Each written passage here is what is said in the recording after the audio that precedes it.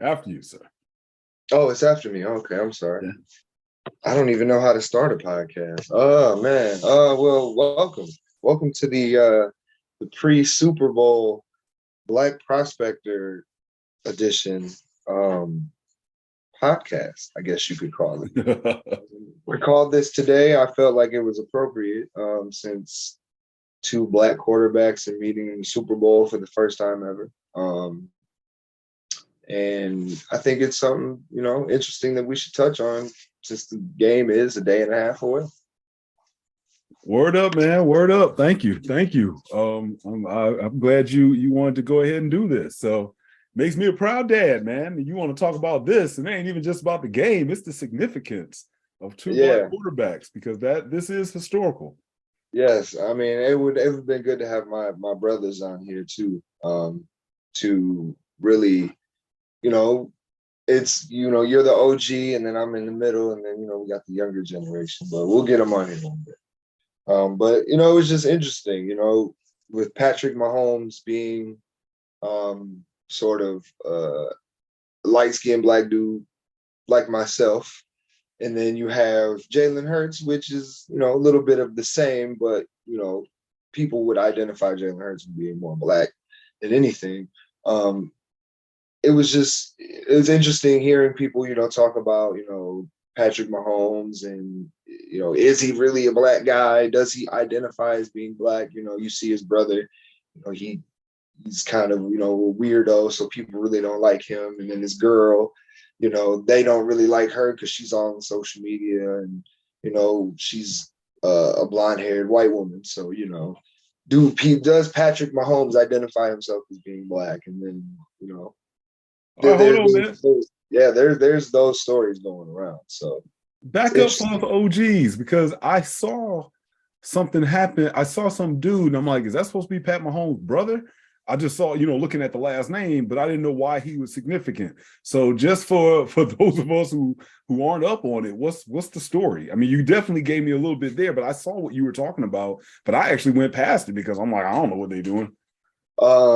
Patrick Mahomes' brother, he's just one of those TikTok guys. So the guy's just on TikTok doing dances. He's always on the field, always wanting to be in front of the camera. Just, ooh, Patrick Mahomes is my brother. So he's a weirdo. People are just he rubs people the wrong way, I'll say. And plus Patrick Mahomes' girl as well. Well, when did he start doing this? Because I don't remember him the Super Bowl, 3 years ago now? I would say right around that time. Oh. Pandemic, everyone on TikTok, that type of deal. Wow, man. That's now my brother popular, so I'm gonna try to pop off as well. Pretty much. And then of course, Patrick Mahomes' girlfriend or wife or whatever. NFL wives, just like Kelly Stafford, always gotta be in the media somehow. So, that Patrick Mahomes, man. But I really want to focus mainly on just these two athletes in particular, but also the game as well. The Chiefs being, they've already been here before. Andy Reid going against his former team, Eric Bieniemy, one of the hottest offensive coordinators in the league. And you have the Eagles, hottest team in the league, by far the hottest team. The hardest game they had was actually here in the first game against the Lions. But they're by far the best team in the league as far as offense. They're balanced. They can throw the ball. They can run the ball. Defensively, they're stout from the front seven to the back end. So it's going to be a very interesting, but I think very good Super Bowl. And I know for someone like yourself who doesn't watch the NFL just as much as I do, right. I think when you watch it, I think you'll be like, wow, this.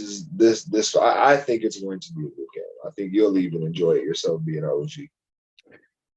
I mean, yeah, and as I was telling you before we started recording, being out here in the AZ, I didn't get a chance to really see the Eagles play because since they're an East Coast team, normally, actually, if it's like anything on the East Coast, we're probably going to see the Cowboys, It just didn't seem like the Eagles were on that much. So if they were on that Fox game, we didn't get it. And so it may depend on where the Rams, because there's a ton of Ram fans out here. So even I think knowing this market, we just did not have a chance to see Philadelphia. And I'm assuming the NFL probably didn't have them on TV as much anyway, just because I don't think anyone expected them to have the season that they had. So the Cowboys probably got the prime time game of the week slots, and and we know how that turned out. Tom Brady probably got it with the Bucks, and it's like the Eagles were steady winning, and it was like, man, this is a good team. It's a good team, and now the next thing you know, boom, here they are. Yeah, I mean, I got lucky to see the Eagles week one, watching them against the Lions, and I mean, shout out to the Lions, man. They played a great game. I mean, we always talk. Everyone knows about the Lions and how bad the Lions are, and how they always play good teams good, bad teams bad. But honestly, that's when I kind of knew the Lions were in this little transition, because the way they played the Eagles. I mean, the Eagles, they run the ball. That is their MO. They want to run the ball. They'll run it down your throat, whether it's with the running backs or it's screens. We're running screens, so we're not even, we're throwing the ball right down the line of scrimmage, or they're just running it with Miles Sanders. They can run the ball no matter what. But then again, the defense comes up, they got to stop that run. Jalen Hurts is going to throw it over the top with AJ Brown or Devontae Smith. So you just have to pick your poison. Wow. I mean, obviously being a 49er fan with my 49er hat on, I have to give it up. Somebody made a good point. It was Andrew Brandt. I'll tell you about his show all the time. The dude who used to be in the front agents, be in the front lines with the Packers. I think he was a GM or whatever. But he made a good point on us 49er fans, for the 49er fans. Yes, it was totally unusual for the 49ers to lose both quarterbacks. But it's not like both guys just got sick and couldn't play. The Eagles knocked out both quarterbacks. And so that does say a lot right there, that when you're facing that kind of a defense, and, I'm assuming Pat Mahomes still probably isn't 100% healthy after the ankle injury, this may not be a defense that he's going to be able to run around. But that's the good part about Mahomes. He's such a great passer as well. But it is nothing that can be taken for granted, because he probably won't be able to just go ahead and do what he normally does against such a tough D. And that's what I was just talking to somebody about that earlier. Patrick Mahomes and that ankle. He's going to get a shot up. Obviously, we know that. He's been off for a week, so he's going to have, or 2 weeks. So he had a little bit of rest, but still a high ankle sprain is high. You're not going to be able to move around all game long, especially that Eagles defense and how swarming they are, and how you can't run the ball. You're not going to run the ball against them. Fletcher Cox, Jordan Davis, you got Sue, you got Hassan Reddick. I mean, that front seven is the best in the league. So then they can rotate all over the field. So you're not going to run the ball against them. So you're going to have to throw the ball. Patrick Mahomes is going to have to move around in the pocket. Now, we saw it last game against the Bengals. He doesn't have to run. And he really doesn't even have to throw off of that front, or that front foot, to complete an accurate pass. He was throwing the ball across his body. He was jumping in the air, throwing the ball. Patrick Mahomes is kind of a natural thrower because he's played baseball too. Yeah, he's a baseball player, and from what I've heard, he's better at baseball than he is at football. So, I mean, it's going to be a cat and mouse. It's going to be a chess game. They're gonna be going at it, but it's also going to be very strategic on how they run these offenses, because Eric Bieniemy is a good offensive coordinator, and obviously Andy Reid is Andy Reid. But then you have the Eagles, and they have their coach. I honestly forget his name all the time, but he is. Oh man, he's a really good. It's Greg Nick Sirianni. That's what I was about to call him. I knew it was something Sirianni. But he's a good offensive play caller as well. So it's going to be tough to see, who's really. I would say it's going to be interesting to see what happens at the end of the game, because I think this is going to go. I think it's going to go down in the fourth quarter. All right. All right. So let's do our predictions then at the end for the two people that's going to hang on and maybe listen to this podcast to see who we choose. I like to go back to where you started because I think, knowing, again, we'll say the OGs, and especially for those of us who have watched sports long enough to kind of watch so-called mixed athletes or mixed celebrities play both sides of the coin. One minute they white, next minute they black, depending on what parent the media wants to feature. And so, just for the sake of the audience, I'll definitely go over my position always when I'm using the term mixed or so-called race. I'm certainly not a social justice warrior where I think that race is just something, I do think it is a social construct, but I also know it has relevance because we do live in a certain system that favors lighter skin. And so it has always been that way. And, as far as I can tell, probably until the day I die, it may always remain that way. And so there are certain advantages. There always have been advantages, whether it was a woman calling herself a red bone or passing, or a man that was able to kind of do the same thing. Back when I was growing up, to be a man that looks like you get all the ladies. You got light skin, green eyes, and some bow legs. That's all all the black women even wanted. So to see Pat Mahomes, especially at his level and looking the way that he looks, I didn't know how he identified himself, which is why I was slow to say that, okay, is this dude really a black quarterback? Because does he want to have any kind of, I'll just say, relationship, affinity for the black community? Because if my man grew up in a white community and with all around white folks, he might be as black as, maybe, I don't know what his parents, I don't know, is his mom black or dad black? His dad, right? Okay, so I was just about to touch on that. His dad is black. I don't know. So you haven't seen the video of his dad after the game last week. His dad had a cigar in his mouth. I wish I could share it. Unfortunately, it's iPad. But while you do that, I'm gonna go see if I can look it up. Go ahead. It was his dad smoking a cigar on the field, and basically because before the game last week they were calling it Burrow. Was it Burrowhead? Because Joe Burrow beat Kansas City in Kansas City to go to the Super Bowl last year, so they call him Burrowhead. So after the game, his dad was basically like, Burrowhead, oh y'all's talking all about all that Burrowhead, now what? Type deal. So yeah, his dad is a black dude. he looks like an OG himself. So that's right, because he was a baseball player. Now it's coming back to me. Yep. Mm-hmm. So it's funny to see how Pat is, and then how his dad was. It kind of made me laugh just to see how his pops is. It would be funny to honestly get his dad on maybe a podcast, one of the shows, to really see how his dad is kind of like a LeVar Ball type, or a John Moran's dad. These sports dads. Yes. Hold on. Let me share this then. Why is this an issue? All right. I'm already sharing my desktop. Well, shout out to Patrick Mahomes, and everybody sees the jersey, the Texas Tech Mahomes. There we go. There's Pops. Yeah, I remember his dad. For sure, because I back here with the Minnesota Twins. So, yep. So there we go. So I imagine that's Mom's right there as well. Yeah. If you can find that video of him on the field after the game, man, it was funny. All right, let me go ahead and try to find that. Go ahead. Oh yeah. But I mean, it's to transition over to the other quarterback, Jalen Hurts. It's good to see a mobile quarterback. And a lot of people don't consider Jalen Hurts a mobile quarterback, but he is. That man can run.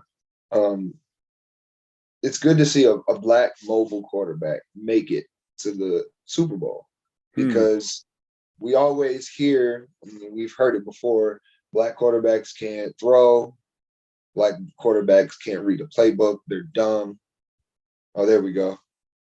I want to get a copyright. Hold on, let's see.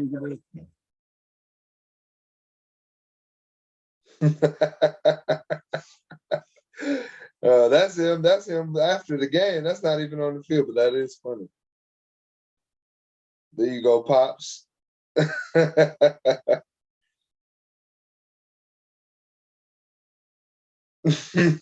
an OG. He got to get Real. himself a cigar lighter because that's not working there, big fella. And is he in a non-smoking area? No.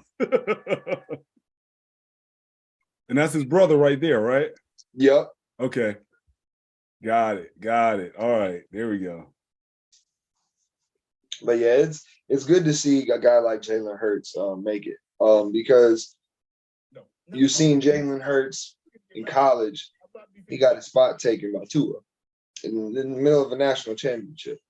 And he had to transfer to Oklahoma. And then, he comes out of Oklahoma.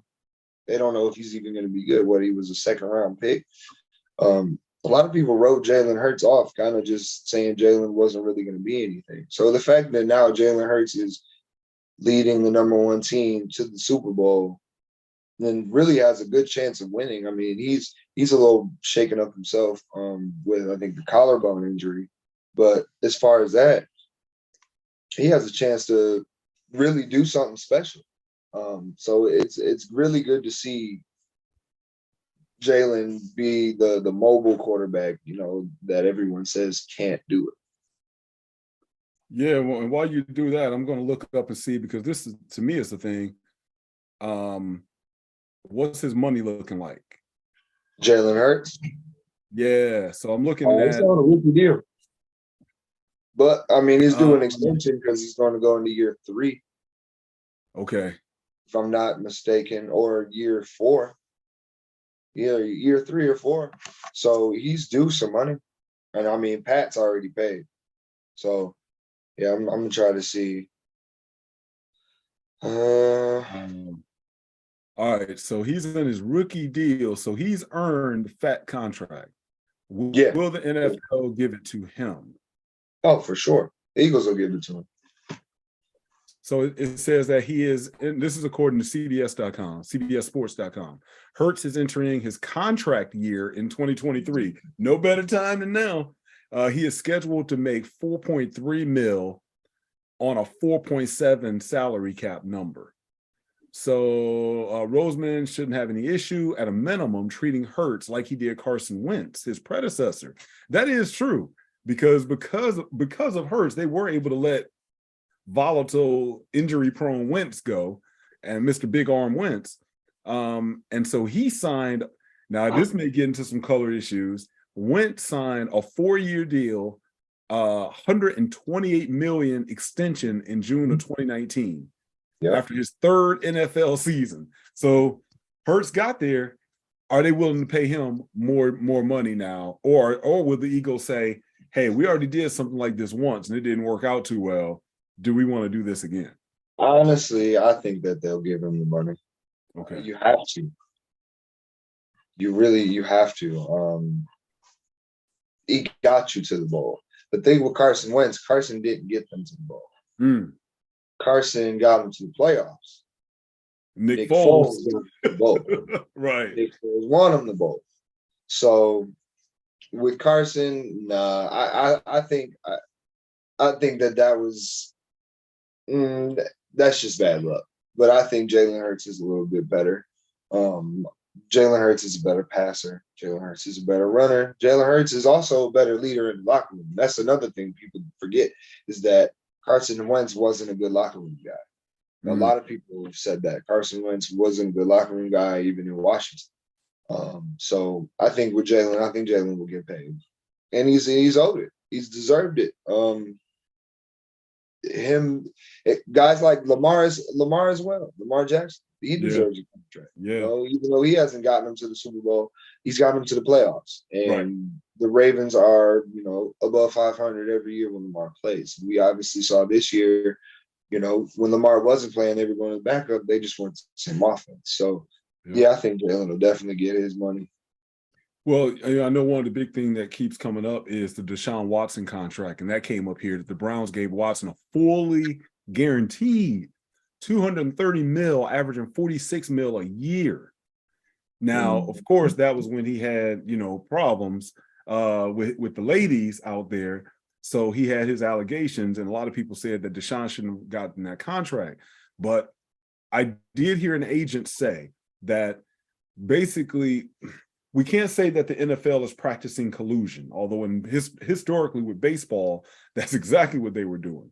But because no one seems to have picked up the phone and said, look, don't sign any other contract. Well, we don't do the phone like that. I guess no, they haven't said, look, don't sign any other quarterback with that Deshaun Watson insane money that the Browns gave him. Only pay your quarterback such and such. So nobody else got that Deshaun deal. I guess Hurts would make a great argument. I deserve that money now. Look what I did for this team. But I think the downside is what you said. When you have such a strong offensive line, defensive line, is Hurts that valuable to the team to demand that money, because they're going to have to spread it around to all these other great players as well? I think so. Okay. I still, I think that Hurts definitely deserves the money. The Deshaun contract was very unique, as far as that guaranteed money. The Browns basically just said, screw it. We're going to just go all in. We're going to mortgage the whole future on whatever we got to do to get a quarterback, because they know no one's about to go to Cleveland. Let's be honest. No one's going to Cleveland. I mean, that's just like Detroit. Detroit, you're going to have to sell the franchise to get a guy like Deshaun Watson. Cleveland would have to do the same thing. So I think that with Philly, it's a little bit easier to attract free agents. But I do think that I think the cap's going up, actually. If I'm not mistaken. I think the cap might be going up. But Okay. I think that Jalen will probably get something north of what Deshaun got, if not closer. All right. It might be a little bit less, but it'll be super close to it. And honestly, I think Jalen deserves it more than Deshaun. Deshaun hasn't done anything. I mean, this is not even talking about just the allegation, but it's just as far as his play on the field. I mean, he was good with Houston, but Houston wasn't going to Super Bowls. Houston wasn't the number one team in the league. So if you take Jalen Hurts off the field, Philly is not the same team. Jalen Hurts, I mean, he didn't play one game this year, and they weren't the same team. So I think it would be a completely different team. So why not pay him? You can't franchise him. You shouldn't franchise him. If this man wins you the Super Bowl, you cannot franchise him. That looks completely bad on Philly. But Philly always takes care of the players. And I think that at the end of the day, that's the main thing. Are you a team that takes care of your players? And in this day and age with the QBs, everybody is getting their money. And I think we're at an interesting kind of transitory period, because the old guard is leaving. So we are used to Brady demanding and getting his money. Although, I think historically Brady actually took less money in order for the team to get paid. But now you have Brady, he's gone, allegedly. You have Aaron Rodgers, may leave. You're getting this old guard of quarterbacks that, I mean, Stafford got a big contract a few years ago. How is that going to play out now? A lot of the so-called older guys, and really, I guess we can say older is what, over 30? A lot of these older guys that got paid, they're beginning to move on. And you're seeing the, Mahomes, like you said, Jackson, Watson, even Prescott. These cats are coming in now and they're winning. They're getting to the playoffs. They're going through. And it's like they're doing it rather quickly. And how do you not go ahead and give them that money right away? It's a tough argument, especially in a day and age where teams don't have necessarily, big time franchise running backs. We don't even have loudmouth wide receivers anymore. Quarterbacks get all the attention now. I mean, I'm thinking going back to when money had to be split. Let's go back to the Niners. Let's go back to the Cowboys of the 90s. You had to pay Troy Aikman, Emmitt Smith, and Michael Irvin, Nate Newton. I mean, the list goes on and on of people that deserve to get paid. We go back to the Niners. Well, depending on what team you're talking about between those two, you got to throw in Ken Norton Jr. You got to throw in Deion Sanders because he also went to both teams. You had to pay Jerry Rice. You had to pay, at one time, Steve Young. I mean, now you don't have those big-time guys everywhere. You just got your QB. And again, the 49ers are a perfect example. If your QB goes down, what you got? What you got now? But the Chiefs gave Mahomes that mega deal. Yes, You true. look at Mahomes' contract. Once you lock your guy in, especially like, okay, so if Jalen Hurts were to win the Super Bowl, he'll get that Mahomes contract.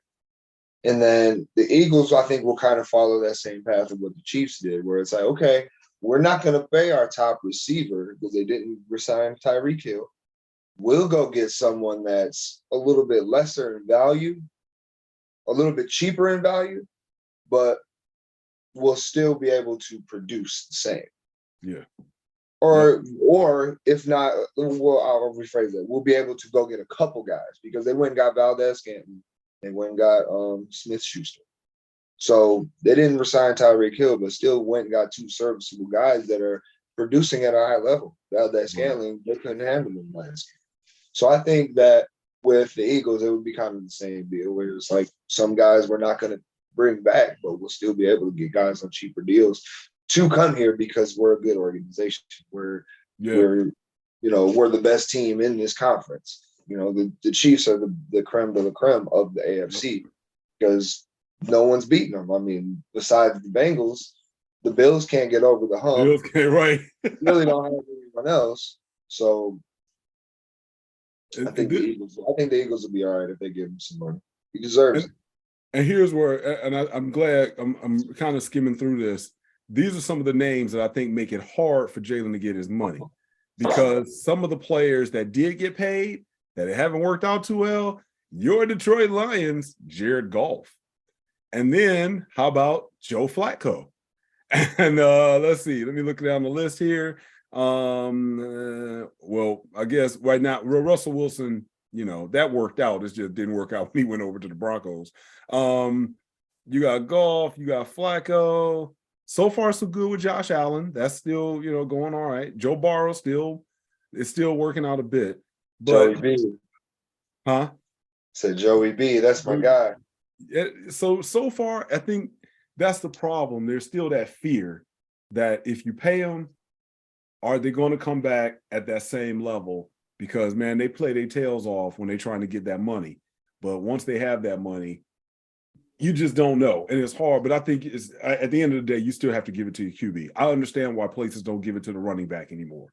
Derrick Henry probably is one of the few, and Nick Chubb, et cetera, that deserve their paychecks. But, at least at that high level, knowing that they could get injured and not come back.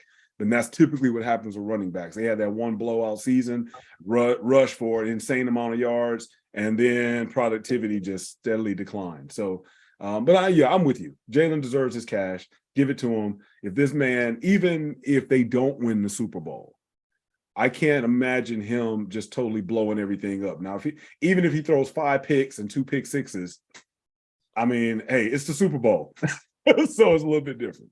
I mean, he better not go in there and do that. You can't stink up the joint. Because because the problem is being a black quarterback is that you're going to have the narrative of, well, can he win the big one? And, well, he choked in the national championship. Now he's choking in the Super Bowl.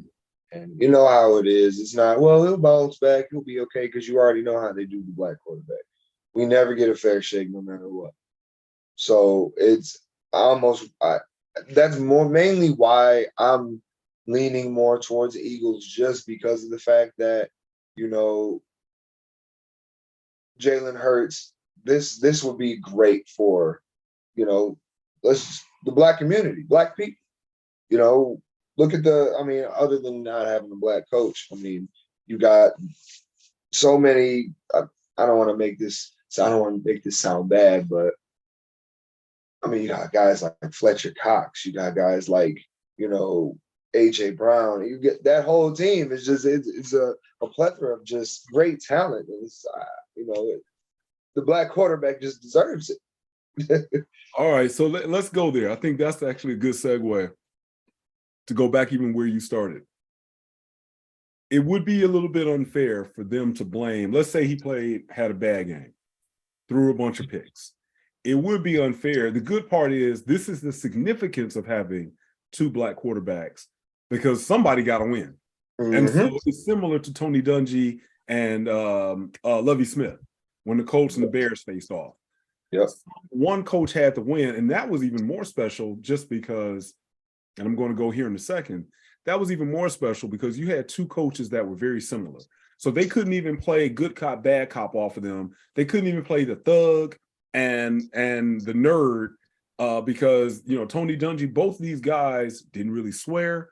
Both of these guys didn't yell and scream at their players. Allegedly, I wasn't there, but they didn't have that Bill Parcells fiery type of attitude. Right. And yet here they are facing one another in the Super Bowl. And then I think that's the other key thing here as well. And you kind of touched on it a bit. Although you have two black quarterbacks, optically still at the end, who's managing and who's the head coach of the team. We're not even going to go to the owner level yet, but still at the end of the day, I think where you were you didn't go here, but I'm going to go here. If Tom Brady wins the Super Bowl, it is Tom Brady, he's a genius, and Bill Belichick is a genius. Yep. I guess the question is, regardless of which quarterback wins, you mentioned, and forgive me because I don't even remember the Eagles coach. Nick coach. Sirianni. What is it? Nick Sirianni. Okay. So if Nick Sirianni, yep. If and especially because here it is, shame on me, I don't even know his name. So somebody could say that's why he deserves all the credit if they win. Right. Or does Andy Reid get all the credit? In other words, it goes back to what we see on the highlights. If the white quarterback does something, it's like, he sees the field with such great vision. He is just so smart. Yep. And yet, if the black quarterback does it, he has such great athleticism and instincts out there on the field. And it's funny because here we are in 2023. I'm still sitting here watching the game. And I'm still pointing that out to the kids when we see that on television. And an announcer says that. Shout out to Tony Romo, because we almost don't know what he meant to say. And if y'all have not seen that clip, you better get out here and look that clip. Because I like Tony Romo. I think he is the best in the biz on play-by-play. Ain't nothing else I could come up with that he was. I could do without Tony. Honestly, I can do without Tony. He's decent at his job as far as play-by-play because he's very smart. He's a very smart quarterback, but he's a goofball. Then I can just do with all the antics. I really like Greg Olsen on Fox. I think Greg Olsen is really good. But yeah, man. Tony, man, woo, yeah, he got a little bit too comfortable. Let me tell a quick. Let me divert for 1 second. Tell a quick OG story because my OGs out there will remember this one. I was a kid, matter of fact, if I can find it, I'm going to play it. I might have been about 13, 14 years old, and back then, to stay up and watch Monday Night Football, man, you just don't know. You got to stay up on a school night to watch Monday Night Football. Oh, I remember. You had Dandy Don Meredith, you had Howard Cosell, and you had Frank Gifford. Those dudes were getting drunk, just getting blitzed out their mind, broadcasting the game. And there was the, at the time, so-called Washington Redskins, who were dominating the league. They were playing on Monday Night Football. And they had the bunch of small guys on the team, except for Art Monk. He was not small, but they called their wide receivers the Smurfs. And one of them, Alvin Garrett, caught a pass. And there Howard Cosell on the game said, "Look at that little monkey go." And this is when we had to begin to kind of see a change take place where fly culturally and an icon. Because Howard Cosell was an icon going back to Muhammad Ali. That ended his career. And it almost sounded like Tony Romo could have had one of those incidents. Oh, yes. He almost had one of those moments. While you do that, I'm going to try to find that clip. Go ahead. It's back on you. Let me try to find out. I'm wondering who's calling the game. I really hope it's not Romo. I don't want to do a whole Super Bowl with Romo, so I'm really hoping it's not Romo. That's interesting now that you talk about who's calling the game. Now I'm wondering who's going to be calling it. I don't even know if is the game on Fox this year. Yes, because I can watch it. That part I do know because I can't get NBC out in my area. I'm nervous. I hope it's not a Romo. I really don't want a Romo Super Bowl. I'll take a Greg Olsen Super Bowl. Oh man, I like it though. I gotta say I like Romo. I don't I'm like his still giving the moves benefit and of his the doubt. eyes. And I don't like the I can do. I can just. He's just too much for me, man. Too much. But how is the Super Bowl? I mean, hey, now you really get to have that Super Bowl experience for the second time. Oh Now man, that well, it's down out there in the AZ. You had it here, but I mean that was what 16, 17 years ago. yeah, yeah. Let me jump here for 1 second. And this is they don't have okay, they don't have the exact this is from the movie done on Howard Cosell. So let me see. Can you hear that? Nope. Oh man, all right. I don't want to get a copyright. But I'll just say everyone go back, go look up that little monkey Howard Cosell. Go find that video to hear what we're talking about. So unfortunately, you can't always do things like this on YouTube because you don't know what's gonna get you a strike or not. So let's go back. NFL experience. The NFL experience was pretty amazing, but I don't mean from a positive part. When we went, it's hard to believe, man, that was 2006. I had to look that up, man. You were a ripe old age of 16 years old, man. 16 years old. And so, from what I remember, and you were able to probably remember it better than I can, I just don't remember it being that crowded. And so it opened up at 10 o'clock on a Sunday. We got there by 11, and it was already jam-packed at the convention center. Now, the Phoenix Convention Center isn't, the largest in the world, certainly not as big as Cobo Hall was in Detroit, or is in Detroit, whatever name they're going by now. But shout out to 8 Mile Road, But the thing is, it was just too many people. The NFL, they were being shady because tickets were $20 last week. This weekend, what I assume is for the exact same stuff, is $40. Wow. And then, one part of the floor was a considerable amount of section used for the store. And then you go up to one section for all the games. Actually, they had games on both levels, but people had to go by escalator. So you're moving this massive amount of people. They're all trying to go up escalators, to go upstairs, to go downstairs, in the middle of the floor where they came in. And then it turned out that when we got ready to leave, the escalators broke and we were upstairs. So we're in this line. I may find it while you talk. We were in this just massive line, sea of people, and it wasn't moving.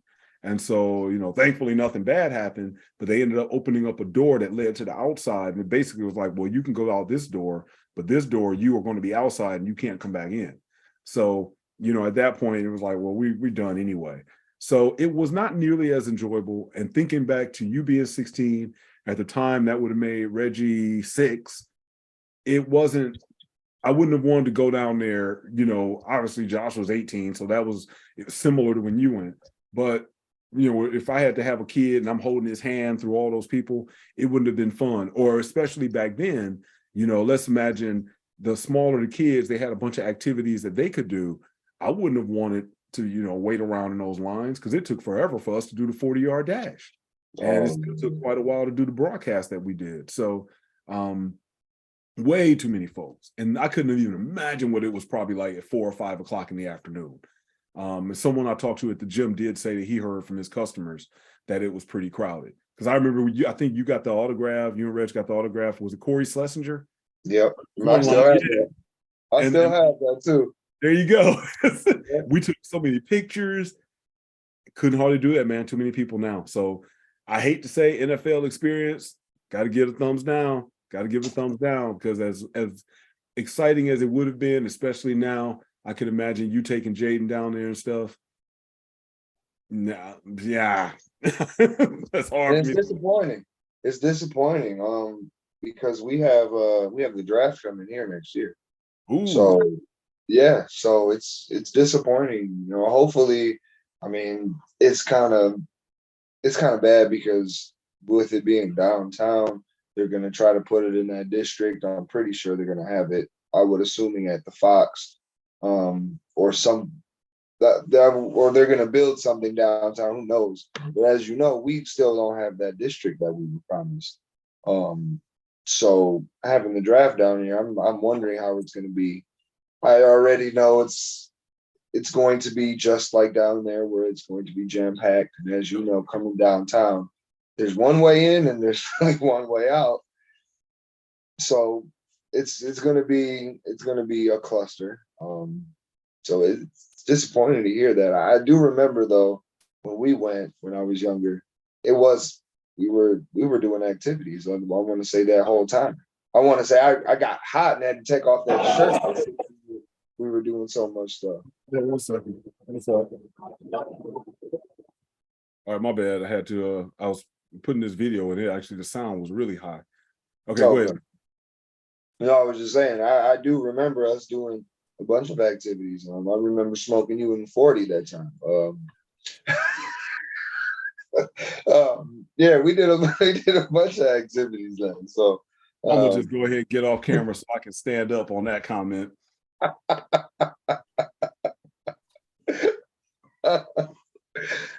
Yes, y'all heard it here.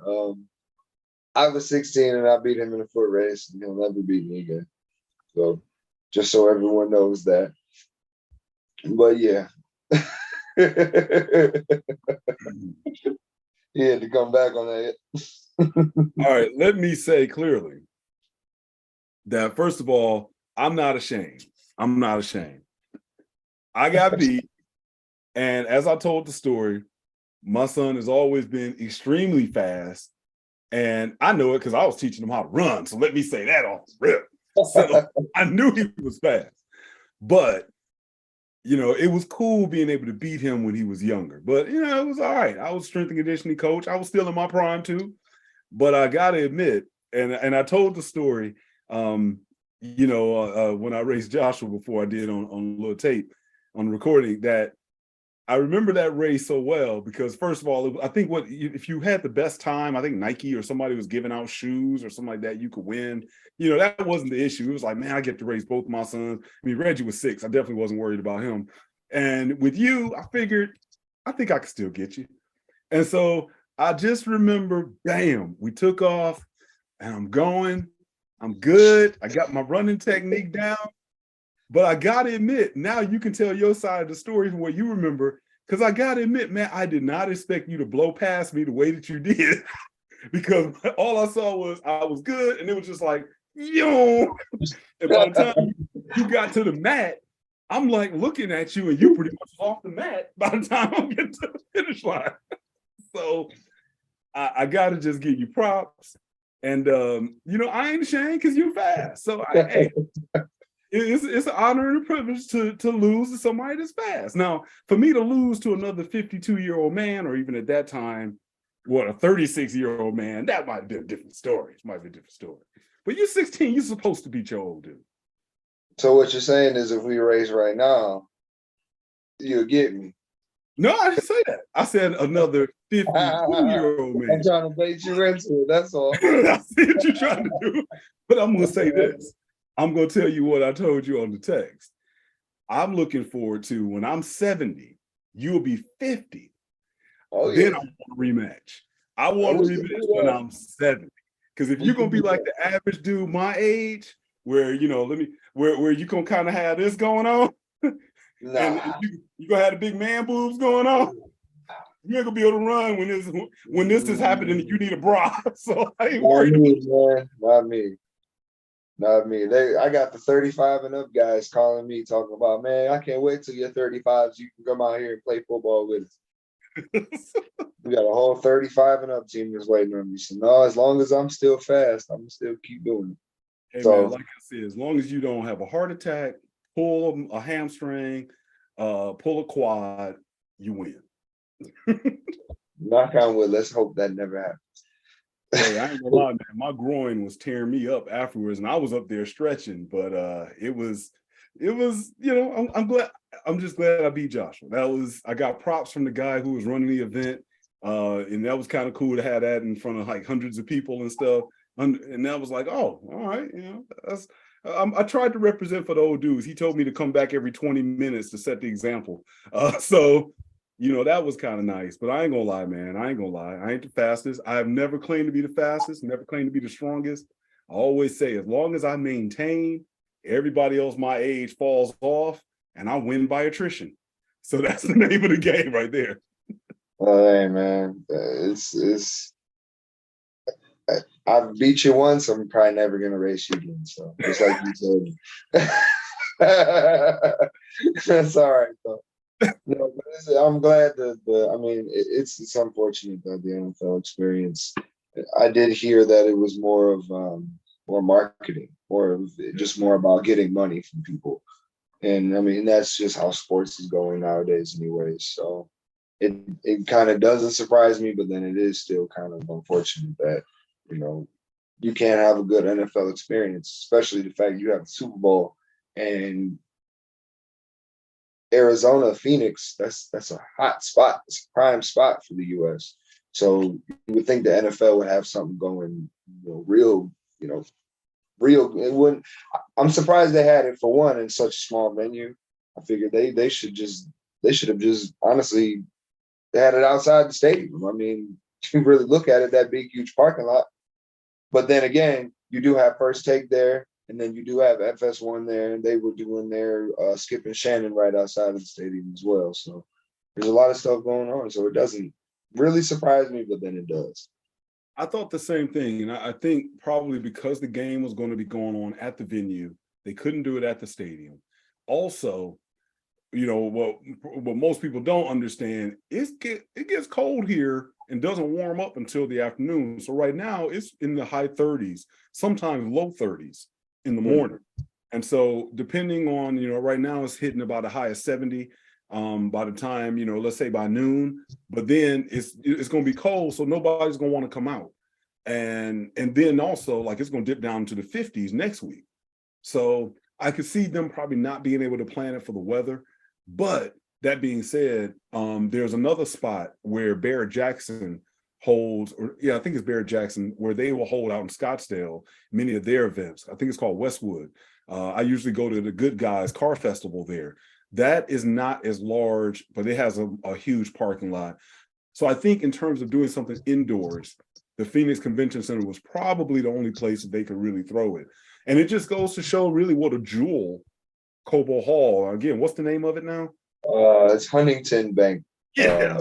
Yeah, we got, TCF bought it, and then TCF was bought by Huntington. It's not yeah, Cobo. People take the name Cobo Hall. I mean, not that I care about Cobo, but I mean, at least not a Joe Louis Arena has gone. So name it Joe Louis Hall now or whatever. But it just goes to show what a jewel that was for the city of Detroit to be able to hold such massive events, because not every city can pull it off, and I don't think Phoenix was able to do it either.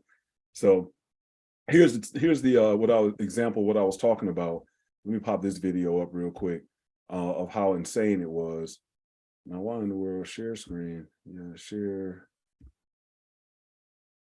No, it doesn't want to allow me to share again. But let's go. If I can pull this up here, and all right, can you see it here? Yep. Mm-hmm. All right, look at all these folks. This is when the escalators were broken. Oh, wow, that's a sea of people.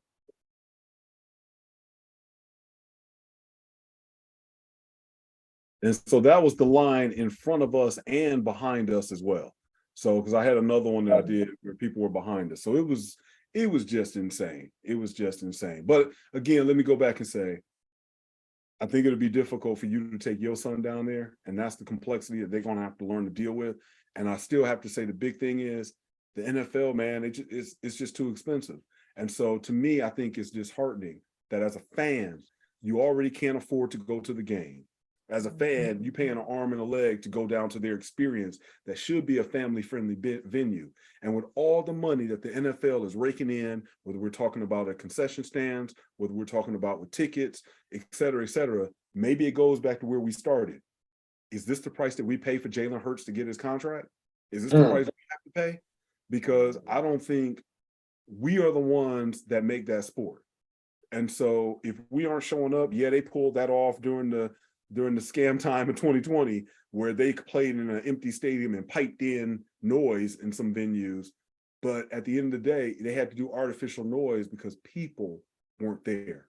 Take care of your fans, do something affordable for them, because you make enough stinking money that at least when you take the Super Bowl to a venue, or like you said, the draft is coming, you want to bring up, and if they don't believe me, ask baseball.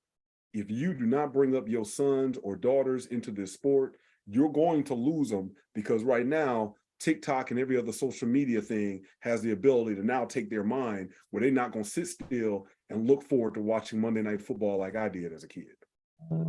That's a good man. That's a good topic. We're gonna have to do one day, definitely on the pod. That'll have to be the next sports pod we get into, as far as how sports and the youth, how it's not the same as it was even when I was a kid, because of the impact of social media and TV and everything else going on. That's definitely a good topic that we should definitely indulge in one next pod for sure. Yeah, man. So let me tie it all back in then, especially before we wrap up. It goes back again. Why is it important that you have two black quarterbacks? Well, number one, it still brings in that black engagement into the game, and it's important for black folks to see themselves in that quarterback position. So if I may, just to touch on this real fast, because we got to give some I looked up who were the other black quarterbacks in the Super Bowl. Of course, everyone knows Doug Williams. Doug Williams started out with the Tampa Bay Buccaneers when they were horrible, when the Tampa Bay couldn't win a game. Doug Williams was there and went to Grambling. And Doug Williams came out and he got asked the most idiotic question in the world, is something like, how long have you been a black quarterback? Yep, just heard that today. And so you get to Doug Williams. I forgot Randall Cunningham was in the Super Bowl. I was like, Randall Cunningham? But before Michael Vick, there was Randall Cunningham. Before Jalen Hurts or Pat Mahomes, there was Randall Cunningham. Steve McNair. With the Titans that Super Bowl. Of course, Donovan McNabb. So now we had, another Eagle right there. Matter of fact, the Eagles, actually, a lot of these guys played for the Eagles at one time or another, between Randall Cunningham, Donovan McNabb, and then that leads us to Michael Vick. So, I'm sorry. They didn't make, let me get this right. Those are the careers of some of the top black quarterbacks. Only 3 have won. That was Mahomes, Williams, and Russell Wilson. And then you get Warren Moon. Now, Warren Moon is the only one that's in the Hall of Fame. And so that to me, I still don't understand that. Well, the thing was, I forgot where I left off at. Well, Russell Wilson, Pat Mahomes, and Doug Williams were the only 3 to ever win the Super Bowl. Some of the most noted black quarterbacks have been Doug Williams, Randall Cunningham, Steve McNair, Donovan McNabb, Mike Vick, and Warren Moon. But Warren Moon remains the only black quarterback in the Hall of Fame. You notice someone who they don't name? Who got to the Super Bowl and was a black quarterback? Colin Kaepernick. There you have it. No matter what, they will not mention Colin Kaepernick. Now, Colin almost won them that Super Bowl. And they will not mention Colin Kaepernick as a black quarterback again. And if anything, we know Colin Kaepernick identifies as being a black quarterback. He's proven that. Now, we talk about how Carson Wentz, Jared Goff, Joe Flacco, these guys didn't win, though. Okay, so Joe won the Super Bowl. Jared Goff and Carson Wentz did not win Super Bowls. Got fat contracts. Had to leave their teams because they were not good enough.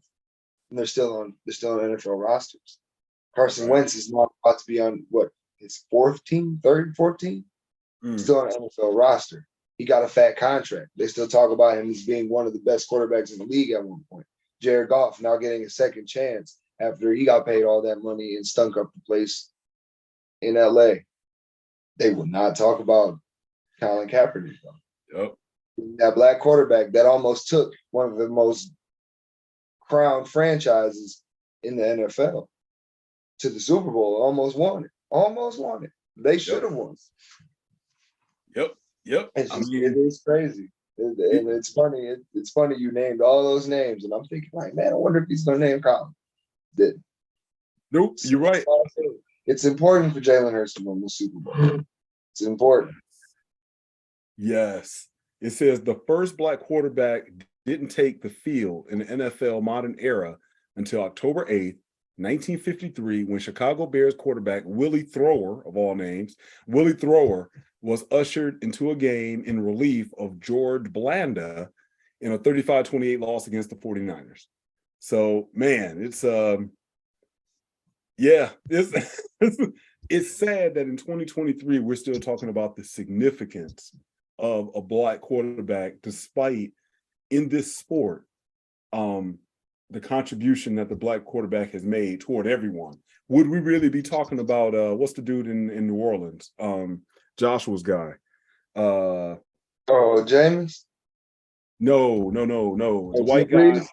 Nope, the white guy that is an amazing runner that they bring in for like the Wildcats. Taysom Hill. Yes.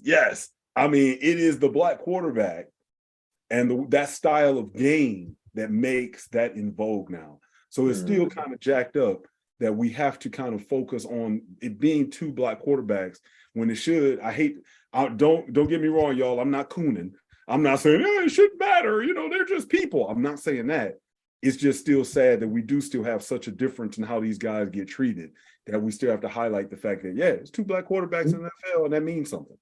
Oh, for sure. I mean, that notion that black quarterbacks are still stupid and still have a harder time understanding a playbook or an offense over a white quarterback. I mean, that's still out there. I mean, they still unfortunately say that. I mean, but it's good to see, even in the draft coming up, we have Bryce Young, we have CJ Stroud, we have other black quarterbacks that are coming. I mean, Justin Fields is one of them, it's a black quarterback with Chicago.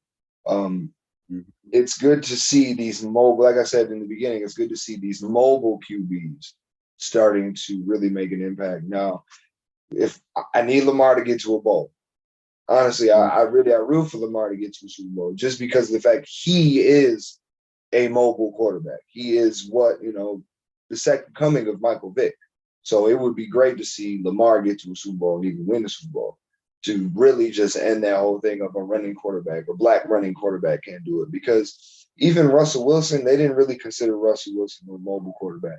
And honestly, did they really consider Russ even to be black? Because I'm just saying, some people don't. So does Russell Wilson consider himself to be black? I don't know. That's a good question. I mean, I'm asking a fair question. That is actually a very good question. I mean, at the end of the day, I think this is the frustration that so-called, complete black folks, or whatever name we want to put on them, that is always that, again, it goes back to that problem that they have. And you get a dude like Russell Wilson that, I don't know did you ever see that clip where I think it was Marshawn Lynch and Richard Sherman? They were talking about, just Russell he on his own thing. He does his own thing, think his own way. But then, I am on Hollywood skepticism. It's like, man, does him getting with Sierra just kind of give him his black card the way I always felt Michelle Obama gave Barack Obama his black card? Because ain't no way Barack Obama would have got with a black woman. Barack Obama was kicking it with all kind of snow bunnies. He was not messing around with black women. But in order for him to be passed along as president, they had to hook him up with a black woman. And it makes me kind of wonder, is that how it is with Russell Wilson? I mean, nah, he doesn't get it. He doesn't keep his black card just because he's with Sierra. Sierra's irrelevant. Sierra's been around for years. So, no. Especially where he be simping up. But to tie it all in, I'm hoping for a really good Super Bowl. My prediction, I'm thinking Eagles are going to win this. Even though I do have my Mahomes jersey on, it was appropriate to wear the Mahomes. But I do. Go ahead. I do. I think this is going to be a good bowl. I think like I said, it's going to come down to the fourth quarter. It's going to come down to which team has the ball last. but also which team doesn't turn the ball over. So if Patrick Mahomes can make those crazy throws that he always makes and gets Kelsey into space, and it's going to be a tough task for the Eagles. But I think that the Eagles' running game is going to be the deciding factor because Cincinnati couldn't run the ball. They really could. So they forced Joe Burrow to throw, and when you force Joe Burrow to throw the ball, the offensive line isn't good. Joe Burrow was getting sacked because Kansas City was getting pressure. Eagles' offensive line is 10 times better. So I got the Eagles winning this. I say 31-21. I think they're going to pull away late. Man. Oh, man. I don't want to hate on Philly fans. I mean, we might have one or two people that listen from Philadelphia. So I don't want to hate because it's almost like, man, Philly fans be tripping. It goes back to them booing Santa Claus. They are some crazy fans. You know, I mean, Terrell Owens talks about, I think it was T.O. that said that, you know, he got like a concussion or something in one of the games, or Michael Irvin, one of them, and the Philly fans were cheering. You know, it's like they're a different breed. But as a football, just having a little bit of football knowledge, I have to go ahead. I don't have a dog in this fight, so I can take all emotions out of it, and I am with you. I think Philadelphia is going to win, pulling away late as you do as well, as you think. I don't think Mahomes is going to keep this very close. And if anything, if I had a caveat, that would be the one thing. I think if it starts getting down to, let's say we get to the fourth quarter and it's 31-27, Eagles head, then I would say I think Mahomes could be able to pull it out. Because my belief is a young quarterback, the majority of the time, a young quarterback shows why they are a young quarterback. Or sometimes a journeyman quarterback shows why they are a journeyman quarterback. The backup shows why. Because when it's tight, when that pressure is on the line, that's what separates the grade A from the grade B. You know, that's what separates Tom Brady, Aaron Rodgers from Dak Prescott. So, you know, I think that's where Hurt may not be ready for that, but Mahomes may edge him out. Otherwise, I'm going 41-27 Eagles. Ooh. Man, you got the Eagles. Ooh, you got them scoring some points, boy. Well, you know how it is in the Super Bowl. If you're not in it by the fourth quarter, then that's when it's like it's almost like teams just let go. And the other teams, it's like, man, this is the last game. So where normally they'll start bringing in other people, it's like, who gonna get MVP? You know, so they go ahead and put the full throttle. Yeah, I think it's gonna be defensive. I think it's gonna be a defensive. I think it's gonna come down to the defenses. But I think the Eagles just have a way better defense. Like I said, that front seven, that back four, I mean, there's studs all over the field. And the Eagles can control the clock because the Eagles can run the ball. When you have Miles Sanders, when you have Scott back there, when you got Jalen Hurts being able to run the ball, it really opens up your offense to be able to do so much. And I think that's going to really decide it. It's just really the Eagles having their way with controlling the clock. I think the time of possession, I think the Eagles will control the time of possession, which then keeps Patrick Mahomes and Kelsey off the field. Then you have to you're going to tire out the Chiefs defense. I mean, the Chiefs defense is not great. They're good. They're not great. So I think, the Eagles will, it's going to be a chess match, but Eagles got this one. All right, before we go, can I ask two things that I want you to expound on, if you will? And matter of fact, we might just put these into two different spots on the show. I just had this thought, so this is coming on the top of the dome. Matter of fact, what I'm going to do, I'm going to stop recording, and I'm going to start. Separate these.